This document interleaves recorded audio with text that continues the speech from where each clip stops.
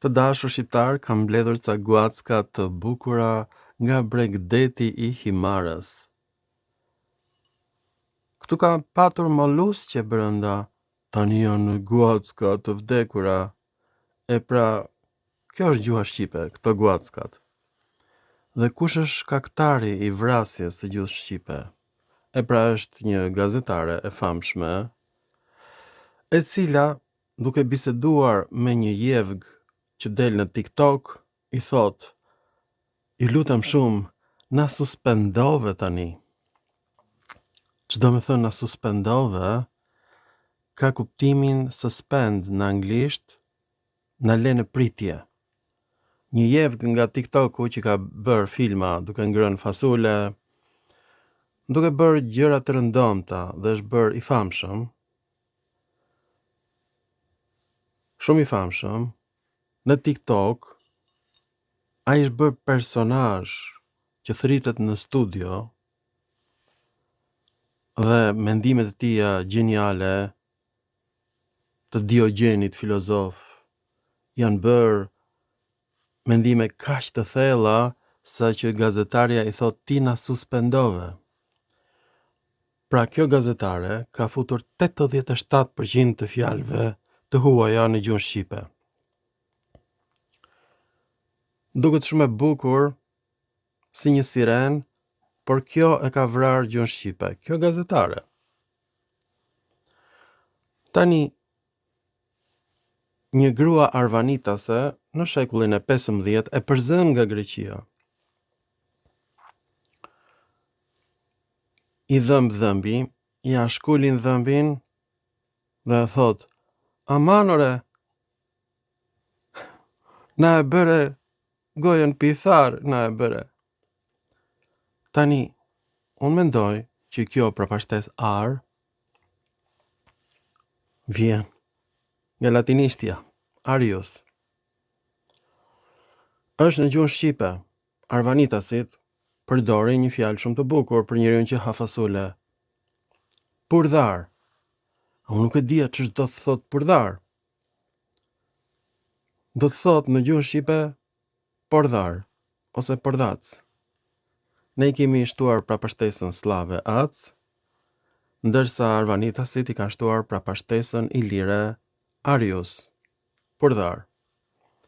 Kështu ata kanë krijuar fjalën pithar, na e bëre grop. Është një metaforë e një gruaje arvanitase. Amanore, na e bëre pithar. Pithari është në gjuhën greke, por ka kuptimin e qypit. Shqiptari e bën qypin e mjaltit grop, të mbushur me zarzavate gjatë verës, sepse gropa është e ftohtë, është si një lloj frigoriferi. Për arvanitasit gropa. Na e bëre grop, na e bëre pithar. Unë thua, qa thot? Kjo, pithar. Tani, në gjuhën greke, mendohet që ka ardhur nga neutri, pitharion, por nuk është gjetur kjo fjalë kur. Është një lloj si fjala hajdhi. Nuk është gjetur kur varianti origjinal. Në greqisht është hadhi, ledhatim, ledhë, ose dhelkë në shqip. Edhe fjala pitharion nuk është gjetur. Në greqisht është pithos, i thon qypit, dhe është përdorur për Diogenin, një filozof grek që e shpenzonte kohën në pithos, në qyp. Atje rinte dhe atje mendohej. Ndërkohë që pastaj qypin e mbushte me mjalt, Diogeni, sa aty rinte gjithë ditën, nuk shkonte gjikundi, dhe mjaltin e derdhnin arvanitasit në drilon. A kuptoni apo jo? Pastaj e pastronin, e lanin qypin, futej prap aty Dionisi, Diogeni, dhe bënte mjalt prap Diogeni dhe filozofi. Pra kjo ka qenë detyra e shqiptarit e arvanitasit të pastronte qypin e Dionisit dhe të Diogenit. Pra një lloj si kjo gazetaria fut fjalë nga gjuha angleze, na suspendove tani, thot jevgut. Na lënë në pritje tani para 2 milion shqiptarëve në televizion, se kanë qenë 3 milion, kanë vetëm më pak se 2 milion në Shqipëri, pjesa tjetër janë bërë helen në Greqi. Do me thonë, niveli ynë intelektual është i tillë që ne zbritëm nga pema 8 milion vjet më parë, u kthyem në njëri, ndezëm zjarre, tani derdhem qypat në det dhe në drilon dhe jemi ngjitur prap në pemë. Po mbledhim dardha neve, dardanët. Dhe unë ju jap një këshill shqiptarëve, zbrisni nga pema, se po lini nam. Pra shqiptarët lexojnë Iliadën, por jo Odiseën, aty ka më shumë fjalë të lidhura me Shqipen. Gjejnë emra grek dhe thonë kanë ardhur nga Shqipja. Merrni me mend se çfarë ka arritur shqiptari akademik të shquar, dalë në televizion dhe thonë emrat e mbretërve helen, të qyteteve helene në Shqipëri, këta janë emra i lirë, gjuha është greke, por emrat janë i lirë, e kuptoni apo jo? Sepse këta emra janë shqipëruar në Shqip, janë hequr mbaresat greke dhe duken si shqipe. Për shembull agron, duket si emër shqiptar se përdorin këto monosilabikët, por agron do të thotë i egër, e gërsir e fushave, nga fjala fush, agros, në gjuhën greke. Dhe agron është emër neutral. Ne i shtojmë një i në fund dhe themi agroni.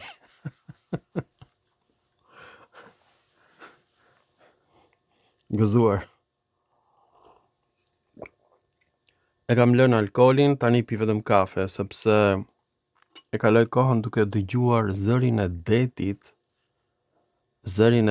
Pellazg, e dëgjoj nga këto guackat e detit. Po ta vësh veshin, dëgjon valët. Kupton ti? Valët Pellazg të detit Pellazg më vinë në vesh, më hynë në vesh dhe më bëhet të veshi pithar. Nga fjala pithos, i thonë, unë kujtoj se ishte ndonjë organ femëror, po i thonin qypit tek Diogjeni dhe aty në qyp ai e kalonte gjithkohën dhe bënte mjalt. Dhe shqiptarët nxjerrin fjalën pithar nga pithos. Ju duket si fjalë shqipe. Pra që kjo fjalë është arvanitase, jam i sigurt. Grekët thonë që është greke, por nuk është gjetur pitharion. Është e menduar. Pra, kjo është fjalë me origjinë greke, por arvanitase. Përdoret nga arvanitas të helenizuar komplet. Mendo ti që çdo ditë të dëgjosh një gazetare arvanitase që çdo ditë fut një fjalë greke në shqip.